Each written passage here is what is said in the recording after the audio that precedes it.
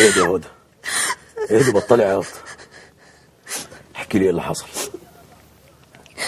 ما تحكي يا هدى. طب اهدى انت الاول عشان اعرف احكي لك. انا مش هعرف احكي كده. انا هدى اهو. احكي ايه اللي حصل.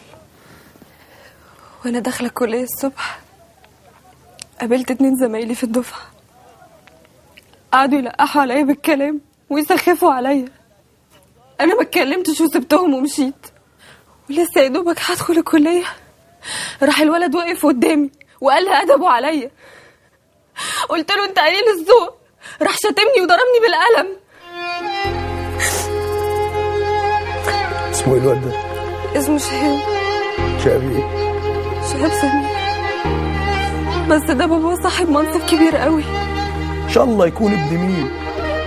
عاش ولا كان اللي مد ايده عليك يا هدى. قومي نامي انت، انا جاي معاك الصبح. والنبي عبد الرحمن. قومي نامي.